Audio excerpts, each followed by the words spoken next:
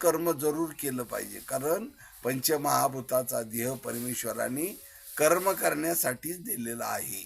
फक्त ते कर्म कसं असावं, विहित असावं. म्हणून कर्माला नकार दिला अर्जुनाने. तेव्हा देवाने त्याला सांगितलं, अर्जुना गावंड्या, तू कर्म करायला नकार देतो. कर्म हे केलंच पाहिजे, पण कर्म कसं केलं पाहिजे, उचित अनुचित समजलं पाहिजे.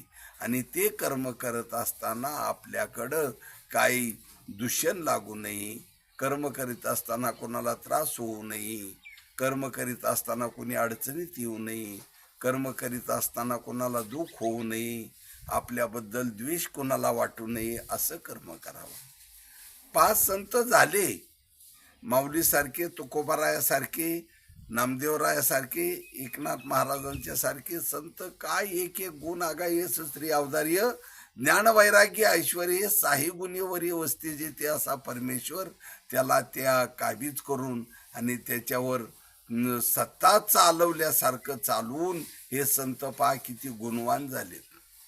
तुकोबारायांना पश्चिमेचा सूर्य, पूर्वेचा सूर्य पश्चिमेला उगवल, पण तुकोबारायांना कधी आणि वैराग्यामध्ये बाधा येणार नाही. एवढं खडतर वैराग्य, धगधगीत ज्वाळाग्नी जैसा. केवढा गुण आहे. माऊली एवढी शांतता, एवढं ज्ञान, उपजताच ज्ञानी. म्हणून माऊलीसारखं ज्ञान, नाथरायांच्या सारखी शांतता, नामदेवरायासारखं प्रेम, असं एक एक गुण अंगीकारला आणि जगामध्ये श्रेष्ठ ठरली. परमेश्वर हा निर्गुण आहे. सगुण निर्गुण तू एक गोविंद म्हणतात, पण सगुणामध्ये परमेश्वर कधी होत नाही, कारण जे दिसे ते नासे.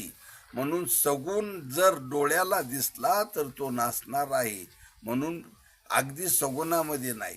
अवतार आहे, अंश आहेत, सर्व जगच अंश आहे.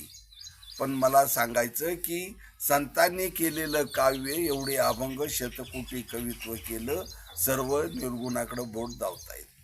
निर्गुणच आहे आणि तो सगुण नाही.